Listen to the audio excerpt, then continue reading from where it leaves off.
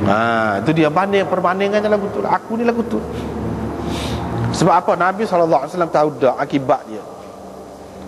Kita tak nampak azab kubur, kau azab neraka, kau gapo, kau kerugian di akhirat, kau kebinasaannya di akhirat, di pada mahsyar dan seterusnya dalam neraka tu tak nampak.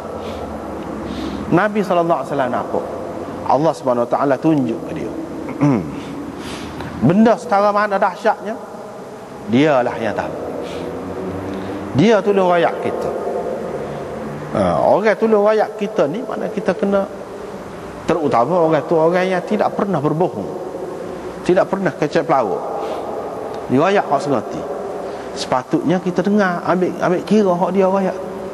Kalau kita tak binasa, tak mati. Jadi kalau orang yang ikut Nabi, dia selamatlah akhirat saya rasa. Bukan hak tu lah hak utamanya, akhirat. Hak dalam dunia ni pun dia selamat juga. Hak tu tidak sebelah mana hak dalam dunia tu kalau nak banding dengan hak akhirat. Tetapi selamat juga di dunia. Adapun orang yang tidak ikut Nabi, dalam dunia pun tidak selamat. Hak pendek ni, di akhirat pun tidak selamat.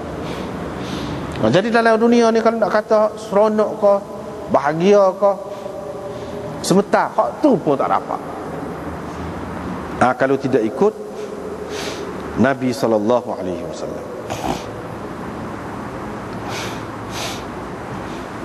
Jadi hak selamatnya iaitu hak ikut dia. Itu perbandingan yang dia buat tu nampak selalu. Orang-orang di zaman dia tu nampak, terang sangat lagu tu lah.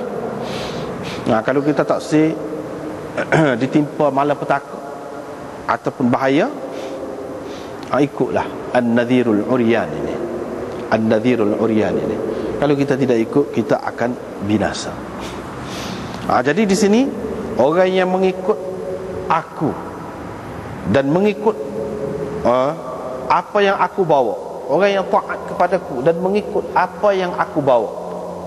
Apa yang aku bawa, Nabi SAW bawa, ialah berupa Quran dan Sunnah. Ni lah sesuai dengan tajuk dia, mengikut Sunnah Rasulullah SAW. Yang ni mengikut Sunnah Rasulullah SAW. Jadi dia kena ikutlah, kena ikut. Kalau dengar saja, tidak bertindak, tak jadi. Misalnya di sini An-Nadhirul Uryan tu kata, selamatkan diri kamu. Kalau nak selamat, tak usah duduk lah. Kalau orang misalnya orang nampak, tahu tsunami nak lari, dia kata kalau nak selamat, lari. Misalnya kita kata hal lagu tu. Jadi kalau dengar saja, tak ikut, tak jadi. Kena buat. Hak dia royak tu kena buat. Itu makna iqtida bisunani Rasulullah sallallahu alaihi wasallam. Jadi dengar, patuh dan ikut, buat hak Nabi sallallahu alaihi wasallam kata. Hak Nabi sallallahu alaihi wasallam ajar tu, ikut tu. Jangan bantah, jangan mana-mana baiki pula, sehingga jadi bid'ah. Itu tak boleh. Kalau nak selamat, kena ikut dia dan kena kira padan hak dia royak tu, padan. Cukup dah. Hak dia royak tu lebih baik lagi daripada hak orang lain. Kena yakin lagu tu. Tapi kadang-kadang orang kita ni, inilah mana dia pandai baiki, dia pandai baiki ni. Iaitu Nabi SAW tak kata lagu tu, dia kata kalau lagu ni pun boleh juga. Dia kata dia pandai baiki tu. Sehingga jadi termasuk dalam bid'ah. Tak jadi juga. Tak siapa maksud orang kata suruh ikut sunnah Nabi SAW. Ni suruh ikut sunnah, artinya secara tidak langsung berarti jangan buat bid'ah. Ikut sunnah maknanya tak boleh buat bid'ah. Dan orang kita malangnya, ramai orang kita, tapi dia tidak sedar. Kalau tanya molek, dia pun ngaku juga. Kalau tanya molek, Jadi hak dia dah belajar, hak orang ni royak, hak orang ni royak, orang ni royak, buat gini tu. Hak takut tambah sat ni. Mana lebih baik dengan hak Nabi royak? Mana lebih baik? Hak Nabi buat setakat mana? Sunnah Nabi buat setakat mana? Banyak tak buat. Duduk baca, duduk ratik, duduk ulang, duduk ucap, hak orang lain aja. Secara tidak seolah-olahnya kita berasa hak Nabi ajar tu tak berapa molek, tak berapa sempurna lagi. Hak orang kemudian ni ajar ni hak molek. Kalau siapa ke peringkat tu bahaya tu. Tapi ramai juga orang kalau kita tanya mana molek, dia akan kata tentu hak Rasulullah molek. Dah molek apa tak turut tu? Apa yang buat orang lain juga? Dah tu lebih molek. Kalau kita dalam dunia hak mana lebih menguntungkan, kita akan buat hak tu. Hak mana lebih baik, kita akan pilih hak tu. Lebih meyakin memang lagu tu. Tapi apa keadaan kita orang Islam kadang-kadang kata hak Rasulullah lebih baik, tapi tak pakar hak ni. Tak saya juga tak siapa maksud mengikut sunnah Rasulullah sallallahu alaihi wasallam. Sebab mengikut sunnah Rasulullah sendiri dengan sendirinya berarti menolak bid'ah. Tak say bid'ah. Jadi bid'ah ni mendalam ke mana? Dia royak dah. Akan datang ni pun ada sebut. Hak lepas dah banyak dah sebut.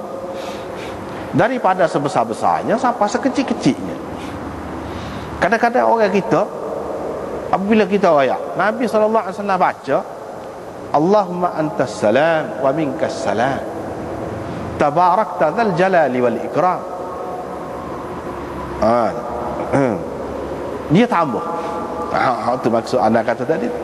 Allahumma antas salam wa minkas salam wa ilaika ya'udus salam fa hayyina rabbana bis salam wahsyurna bis salam wa adkhilnal jannata ma'as salam. Macam-macam lagi dia tambah. Dia tambah. Sedangkan ulama-ulama cuba tengok kita hadis mana-mana. Dia kata tak ada tambah-tambah tu. Orang lain buat. Kita kata molek juga. Kita tak say kau selamat sejahtera semasa pada mahsyar. Lah sebab tu kata wahsyurna bis salam. Kita tak say kau mati dalam keadaan selamat sejahtera. Sebab tu abidna bis salam. Menasabahlah kalau kita kata gitu, ahyina bis salam. Jadi dia baiki dia kata menasabah molek lah kalau kita kata gitu. Kita kata pula kalau molek lagu tu nya ajar dah lah. Apa dia tak ajar? Dia ajar sekat tu mana molek sekat tu lah. Kita ni jadi mana-mana pula. Sementara doktor tu kata hak ni vitamin makan 2 butir sehari. Kita kata vitamin bagus kan, makan banyak dah. Ikut serah lagu tu lah. Dah orang kata 2 butir sesoalahnya kita kata secara tidak langsung dia tak pandai. Apa 2 butir dah molek. 2 butir pagi, 2 butir petang misalnya kita kata, ataupun sebutir kita pergi kata apa dah benda molek. Apa salahnya? Apa salah kau dari segi mana? Bukan masalah salah. Masalah hak Nabi SAW ajar lagu tu. Kalau doktor pada sangat kita patuh dengar hak dia royak tu. Sebab nampak selalu kesal dia. Kesal dia lah ke mana? Bolehnya dia makan ubat, kalau lebihnya pening rebah situ lah. Pesal situ. Ataupun busuk pergi ke hospital. Kenapa? Hak ni kita tidak nampak. Kita tak khabar. Banyak perkara bila-bila kita tak nampak tu, kita sudah jadi ada penyakit dah tu. Sebab tu kadang-kadang kalau orang royak hak sunnah, kita marah. Kita tidak khabar. Sunnah tu siapa? Siapa dia? Sunnah. Kita tidak khabar. Itulah benda. Padahalnya ulama-ulama sebut tak ada tu, tak ada asasnya. Daripada hadis hak panjang-panjang tu tak ada. Hak adanya sekatu. Hak sekatu lah. Molek lah tu. Kalau kita kata sama molek, sesoalahnya kita kata dia tak pandai. Tapi kita tak kata gitu.